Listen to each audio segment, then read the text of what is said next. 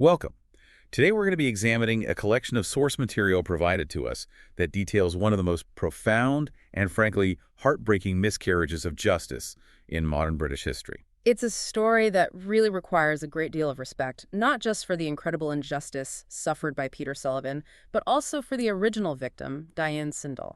That's absolutely central to this. Our mission here is to methodically walk through these sources, to chart the legal and scientific timeline that ultimately stole nearly 4 decades of a man's life. And what the facts reveal is a kind of systemic fragility, really, at almost every single level of the justice process. The man at the core of this story is Peter Sullivan.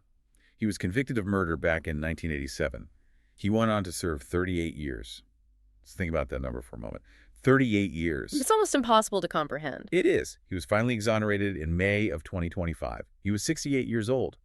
And what's astonishing is that he's the longest-serving known victim of a miscarriage of justice in Britain. The sheer scale of time is just immense. 38 years. I mean, that period covers the invention of the World Wide Web, the collapse of the Soviet Union, the entire rise of the digital age. He went into prison when forensic science was, well, rudimentary in many ways. And he came out when DNA analysis was seen as definitive proof. But before we get into the mechanics of how he was falsely convicted, I think we have to understand the environment, the fear that existed when this investigation first began. Okay, let's start there. Let's unpack that. We're in Merseyside, 1986. The sources paint a terrifying picture of the crime that set this all in motion. Yes, the first part of our material really details the circumstances around the murder of Diane Sindel. She was just 21 years old, living in Seacombe, working as a barmaid at the Wellington Hotel. And she was working to save money for her wedding, building a future. Exactly, a future that was, just so tragically stolen from her. The night of her murder. It's the early hours of August 2nd, 1986. And it's all set in motion by a simple, terrible piece of bad luck. That's right. The sources confirmed she ran out of fuel while she was driving home in Birkenhead. She was forced to walk the rest of the way. So she's navigating the streets near Borough Road sometime between midnight and 2 a.m. A very vulnerable situation. Extremely. And it was during this walk that she was attacked. Her body was discovered a short time later in an alleyway just off Borough Road. And the reports, the physical evidence, they paint a grim, almost unbelievable picture of extreme violence. It really explains the scale of the public reaction that followed. The pathologist's report, which is cited in our material, it details a devastating level of brutality. Diane Sindel had a fractured skull, massive injuries. Injuries consistent with being beaten repeatedly with some kind of blunt object across her head and face. But it wasn't just the blunt force trauma. No. On top of that, she was raped and had been repeatedly stabbed in the chest and genitals. There was also evidence of mutilation of the breasts and lacerations. It was an attack that was characterized by just extreme, almost frenzied violence. There's a quote in the sources from the pathologist that just brings it all home. He noted that these injuries were the very worst he had ever seen on a human body. Outside of a road traffic accident. Yes, for a personal attack, that is a horrific assessment. And the timeline suggests that her suffering was not instantaneous. Witnesses in the area reported hearing screaming, a loud argument, sometime between midnight and 2 in the morning. Right. And the medical assessment suggested that Diane remained alive for some period of time after the initial attack. The final cause of death was determined to be a brain hemorrhage, which resulted from all those blows to her head. So what was the immediate public impact of this? This wasn't treated as just another crime, was it? It seems to have shaken the entire community of Merseyside. Oh, absolutely. It generated revulsion, fear, widespread anger. The forces note that many women in the area were genuinely afraid to be out on the streets alone. So the police would have been under enormous pressure. Enormous. Pressure to provide safety, to reassure the public, and to capture the person responsible as quickly as possible. And this led to an investigation that was, for its time, historically large. How large? It was the biggest investigation in the entire history of Merseyside police up to that point. So you have this atmosphere of intense fear, and it's meeting this intense institutional pressure to get a result. That feels like a fertile ground for mistakes, doesn't it? It is, especially when the public and the press start creating these horrifying labels for an unknown person. Right, the monikers. Yes. The sources confirm the perpetrator was given several chilling names. The Mersey Ripper, the Beast of Birkenhead, and the Wolfman. And these names reflect the public's desperation, right? The sheer savagery of the attack. They needed a monster to be caught, and the police needed to deliver one. And that pressure, that rush to find someone, is a critical backdrop for understanding how the focus is zeroed in so quickly on Peter Sullivan. And maybe how willing some investigators were to, let's say, overlook certain procedural protections. Exactly. It really sets the stage for what happened next. So let's transition to that. Part 2 of the material. The arrest, the interrogation, and the fatal flaws that built a case that would take, well, 38 years to finally dismantle. So we move from the crime scene to the investigation itself. Peter Sullivan, who was an unemployed laborer living in Birkenhead, was arrested on September 23, 1986.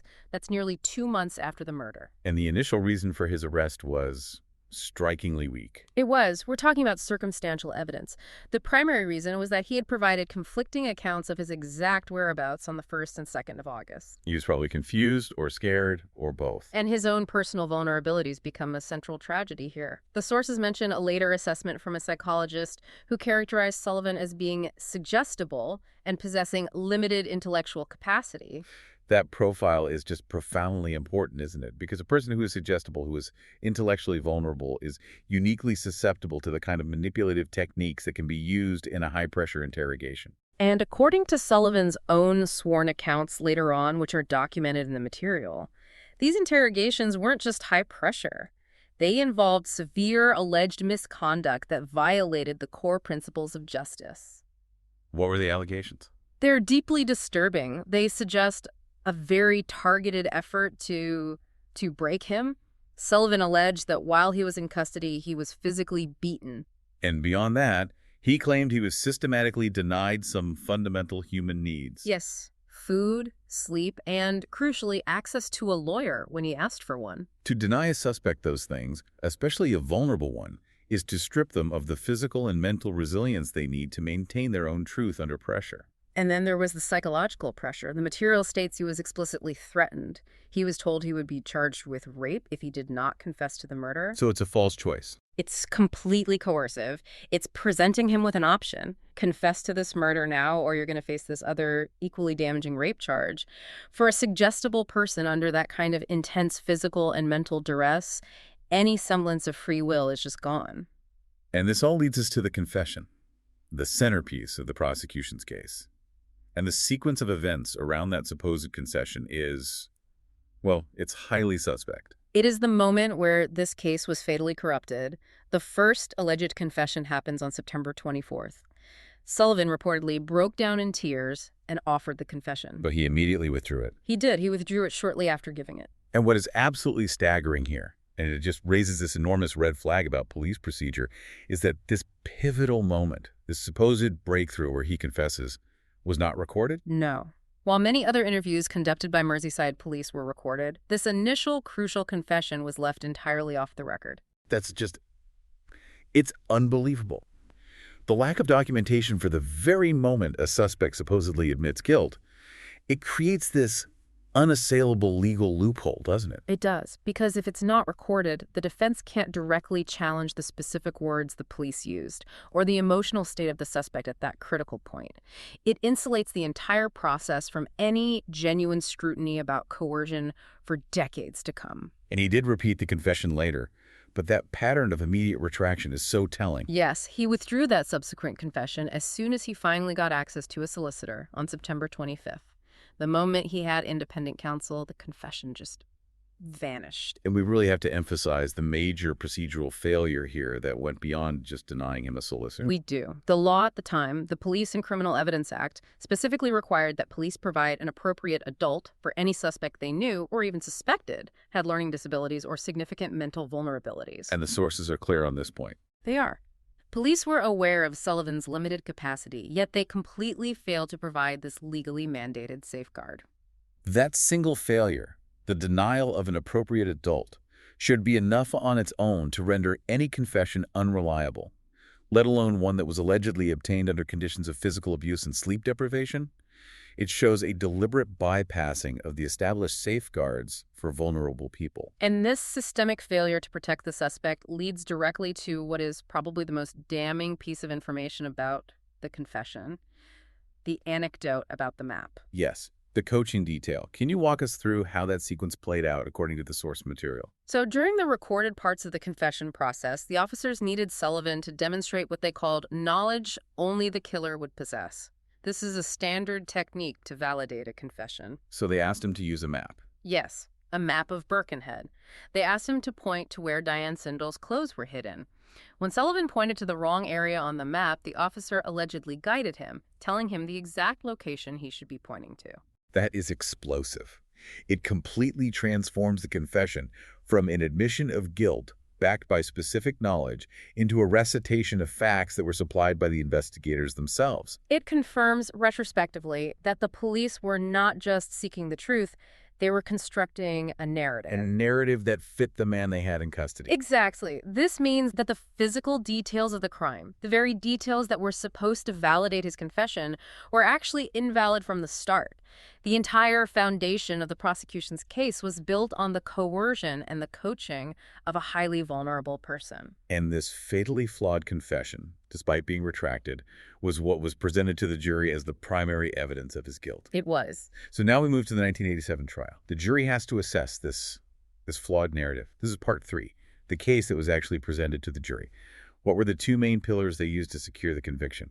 And, how strong were they really? The prosecution's case at the 1987 trial rested very heavily on 2 pillars. We've gone through the first one in detail, the coerced and retracted confessions. The second pillar was the supposed physical link. A link that seemed definitive at the time. Yes, but would later prove to be highly questionable pseudoscience. And that second pillar was the evidence from forensic odontology, bite mark analysis. That's right. The material confirms that bite marks found on Diane Sindall's body were matched to the dental impressions taken from Peter Sullivan. And at the time, in the 80s, bite mark analysis was seen as a pretty solid form of forensic evidence, wasn't it? Regrettably, yes. It was considered viable, even strong evidence, especially in high-profile violent crime cases like this one. Odontologists would argue that the unique geometry of a person's teeth provided a kind of signature that could be matched to injuries on skin. But the underlying science has since been, comprehensively discredited. What is it that makes bite mark evidence so unreliable? It fundamentally lacks a rigorous scientific basis, unlike, say, DNA or fingerprints. Human skin is an incredibly elastic, curved, and dynamic surface. The act of biting itself isn't static. The skin stretches, it moves, it distorts the impression. So it's not like a perfect mold. Not at all. And what's more, the definition of what constitutes a match is entirely subjective. It relies on the visual interpretation of one forensic odontologist. There's simply no universal standard, no quantifiable error rate for matching bite marks to one specific person. So the prosecution was able to present this pairing, a coached confession, which provided the story, and this subjective forensic matching as the physical proof. It seems like an ironclad case was presented to the jury. It was. And the prosecution also provided a simple motive to tie it all together. Their theory was that Sullivan had attacked Diane Sindall in a drunken rage after he lost a game of darts earlier that day. So that gave the jury a comprehensible, if circumstantial, reason to explain the violence that was suggested by the confession he'd given. It just tied the whole false narrative together very neatly. It did. And here is where the element of just tragic delay becomes so apparent.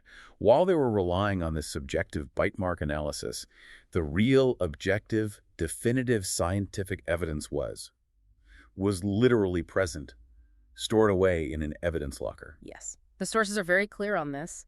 Semen samples were collected from Diane Sindall's body at the crime scene. This was the one piece of evidence that could have definitively established who the perpetrator was. Or, just as importantly, definitively excluded Peter Sullivan. Absolutely. But the tragedy is that the technology to run that definitive analysis wasn't available to Merseyside police in 1987. It's just terrible timing. It is.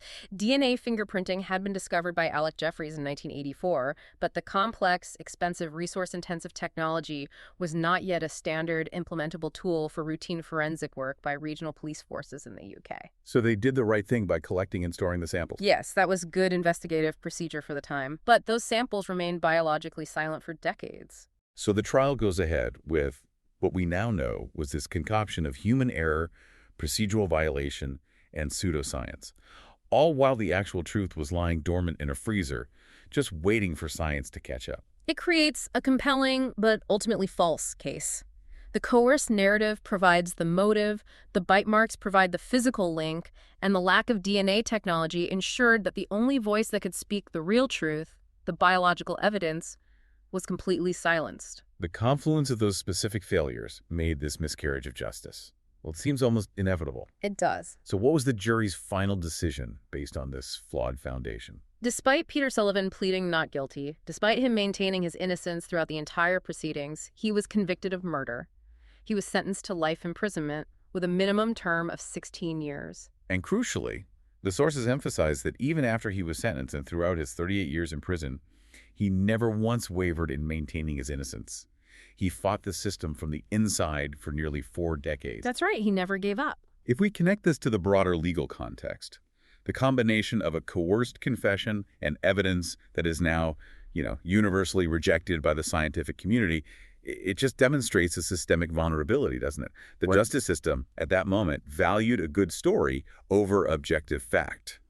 And that failure meant that Peter Sullivan had to begin the next chapter of this story, the decades-long struggle for his exoneration. And it wasn't a quick process once DNA technology matured. It was an agonizing administrative delay. Let's talk about that initial resistance he faced, because the bureaucratic inertia here seems almost as cruel as the initial conviction itself. It was devastating for him. His defense team first sought a review from the Criminal Cases Review Commission, the CCRC. That's the body that investigates potential miscarriages of justice in England, Wales, and Northern Ireland. So they submitted their application, presumably hoping that the advent of DNA analysis would provide quick relief. That was the hope, but the CCRC rejected the application in 2008. By this point, he had already served 21 years. And what was their reason for rejecting it? The CCRC said there was little chance that new DNA evidence could be successfully recovered from the stored samples after such a long period. They believed the biological material would be too degraded for any meaningful analysis. That must have been just soul-crushing. To know the evidence exists, but to be told the system won't even look for it because it might be too difficult or too degraded. It's an administrative blockade rooted in pessimism. And the stagnation just continued for another decade. Even as late as 2019, Sullivan's application to the Court of Appeal was also rejected. So the legal system was just entrenched in that original 1987 verdict. It was highly resistant to reopening the case, even as global forensic science was advancing exponentially. The burden of proof you need to overturn a conviction, even with compelling non-DNA evidence of procedural abuse, is just incredibly high. But then the turning point finally came. In 2021, something shifted. Something forced the CCRC to completely reverse its position. The shift was entirely technological. It was a triumph for evolving forensic science. The CCRC officially reversed its 2008 decision, acknowledging that new advances in forensic investigation had made retesting those aged crime scene samples not just possible, but imperative. What kind of advances are we talking about here? How did 21st century science overcome the obstacles of 35 years of potential degradation? We're talking about highly sophisticated techniques, things like low copy number DNA testing, which can analyze incredibly minute or degraded samples. These techniques are able to amplify the tiniest traces of genetic material, allowing scientists to generate a full profile from what was previously considered completely unusable biological evidence. So the CCRC's recognition of this new science is really what highlights the importance of continuously applying new standards to historical cases. It's critical. Without that willingness to reevaluate based on new technology, he might still be in prison. So the evidence that had been silent since 1986, those semen samples, was finally ready to speak. And what did the results of the 2021 retests reveal about Peter Sullivan? The results were absolutely definitive. The analysis showed, unequivocally, 2 things. First, Peter Sullivan's DNA was not present in the semen samples recovered from Deanne Sindall's body. He was completely biologically excluded as the source. And the second thing? The second thing was that the genetic markers that were present belonged entirely to a complete unknown male DNA profile, the profile of the actual killer. That is irrefutable, scientific proof of innocence delivered 35 years after the fact. The man who was convicted based on a forced confession and unreliable bite marks was physically exonerated by the definitive power of DNA. And this scientific certainty led directly to the final legal conclusion in May of 2025. The Court of Appeal, with Lord Justice Holroyd presiding, formally quashed Sullivan's conviction. On what grounds? They ruled the conviction was unsafe, which led to his immediate release from prison. He was 68 years old and had served 38 years. That moment must have been just overwhelming. 38 years of fighting, of maintaining his innocence, and then finally the judicial system formally acknowledges the profound injustice. The sources confirm the immense emotional weight of that moment. They note that Sullivan cried as the judges quashed his conviction. But while that release grants him his freedom, it really only marks the beginning of the next part of his life, the legal and personal recovery process. Which brings us to part 5. Life after 38 years and the unfinished justice. Yes. And the first, most immediate consequence is the search for the true perpetrator. The discovery of that unknown DNA profile has completely reignited the original murder investigation, hasn't it? It has. The exoneration of Peter Sullivan simultaneously means that the murder of Diane Sindall is officially an unsolved case once again. And Merseyside police have confirmed that the new DNA profile doesn't match anyone they had on file. That's right. It doesn't match Diane Sindall's family or her fiancé. The true killer, the man the press dubbed the Mersey Ripper, has evaded capture for 38 years and is still free. So the police now have this incredibly powerful new tool, a definitive genetic profile to apply to historical suspects. What is their investigative strategy going forward? Well, the sources indicate that Merseyside police are beginning the very extensive process of requesting new DNA samples from other individuals who were investigated during the original 1986 inquiry. So it's a cold case review, but armed with 21st century technology. Exactly. They have to systematically cross-reference this definitive DNA profile against every historical suspect, every person of interest, hoping for a match that will finally bring some justice to Diane Sindall's family. It's such a profound twist of fate. A scientific breakthrough frees one victim of the system, but at the same time, it reopens the wound for the family of the original victim, confirming decades of frustration and false closure. It really speaks to the devastating long-term consequences of a flawed initial investigation. If the procedures had been ethical back in 1986, or if DNA technology had been immediately available, both of these tragedies might have been avoided. Now let's turn to the justice, or maybe the lack of it, for Peter Sullivan himself. He's a 68-year-old man, released into a world that has fundamentally changed, and he's facing what the sources call the compensation paradox. Yes, and this is where the legal system imposes one final, cruel hurdle. Can you explain this paradox? It's one of the most intellectually difficult parts of the justice system to comprehend. Well, Peter Sullivan's conviction was quashed because the Court of Appeal ruled that the original evidence was unsafe. That means the legal process that convicted him was demonstrably flawed and could no longer be trusted. But the sources highlight that under current UK legislation, just being released because a verdict is unsafe is not enough to automatically grant you compensation. He has to meet a much higher, almost impossible standard. He has to provide new evidence that proves he is factually innocent beyond a reasonable doubt. This is the core of the paradox. The system is demanding that he provide definitive proof of a negative, that he was nowhere near the crime scene, or that he was definitively excluded in every single possible way just to receive redress for the decades it stole from them. But wait, why is the DNA evidence not enough to prove factual innocence? It definitively excludes him as the source of the semen found at the scene. How is that not proof beyond a reasonable doubt? And that is the critical, and some would say cruel, legal nuance. The DNA evidence absolutely excludes him from being the source of the semen. This means he was not the rapist.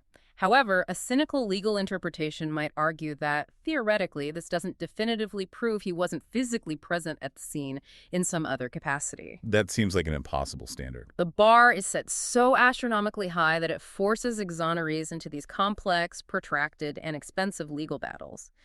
The government essentially created this high bar to limit compensation payouts. So, after losing 38 years of freedom, of his employment history, family life, social connections, he may still have to fight for years just to get the financial compensation that can help him survive in a world he no longer recognizes. It is a devastating reality. He's suffering from a dual failure of the system, the initial procedural failure that put him in prison, and now the legislative failure that is reluctant to properly compensate victims of judicial error. The average person just assumes that if your conviction is quashed, you're immediately compensated for the mistake. But that is simply not the legal reality in the UK under this specific legislative regime. This entire case, from the coerced confession and the flawed bite mark analysis to the decades of delay at the CCRC, and now this compensation hurdle, has, not surprisingly, provoked a call for accountability. Absolutely. The material confirms that the Labor MP Kim Johnson, who chairs the all-party parliamentary group on miscarriages of justice,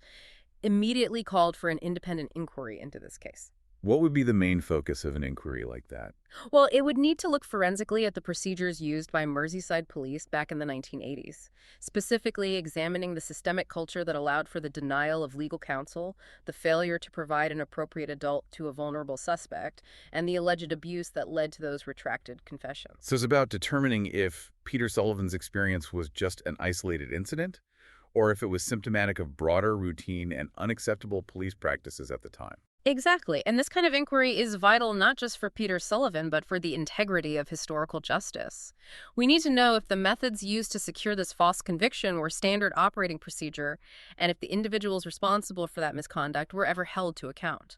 And beyond police procedure, I imagine the inquiry would also have to look at the reliance on so-called forensic science like bite marks. It must. The widespread, decades-long acceptance of this subjective evidence led to countless convictions around the world. Understanding the institutional mechanisms that allowed that kind of pseudoscience to be presented as definitive fact in a court of law is essential to preventing future errors. So, synthesizing all of this material, the story of Peter Sullivan and Diane Sindel is one of multiple cascading institutional failures. It is. Police procedural failures in 1986, a reliance on flawed forensic analysis in 1987, decades of judicial inertia and CCRC resistance, and now a current legislative reluctance to fully compensate exonerees in 2025. It's a clear map of fragility within the system. The consequence is this dual tragedy that continues to unfold. We have the brutal murder of Diane Sindel, whose family now has to face the reality that the perpetrator is still out there, confirmed by DNA evidence 38 years later. And we have Peter Sullivan, whose life was literally stolen from him one day at a time for almost 4 decades. He has his freedom now, but the scars of that incarceration and the ongoing legal battle for financial redress, they remain. The quest for justice is ongoing for both the victim of the crime and the victim of the state. It's a profound, sobering lesson about the dangers of unchecked institutional power operating under intense public pressure. It is. So what does this all mean for you, our listener? We've detailed the facts, the procedural abuses, the scientific breakthrough, and the heartbreaking timeline of delay. We've covered the failures that happened in 1987 and the legal hurdles that persist even today. And this raises a really important structural question for you to think about, based on everything we've seen in this case. Given the decades-long lag between when DNA evidence was viable and when it was actually deployed here, what specific binding structural changes might be necessary? What do you mean by that? Well, for instance, should the Criminal Cases Review Commission be legally mandated, not just encouraged, to automatically trigger a retesting process for violent crime cases once forensic science reaches certain milestones? A system that ensures clear evidence of innocence is acted upon immediately, rather than waiting for years and years of administrative delay. That is a critical question for policymakers and legal reformers to consider, especially when you think about the 38 years that Peter Sullivan can never, ever get back. Indeed. The knowledge of his innocence existed in that evidence, yet the legal framework failed to utilize it for far too long. Thank you for engaging with this very challenging exploration of the source material. We really appreciate your attention to this significant story and to the details that reveal the true cost of delayed justice. Thanks for listening. Thanks for listening.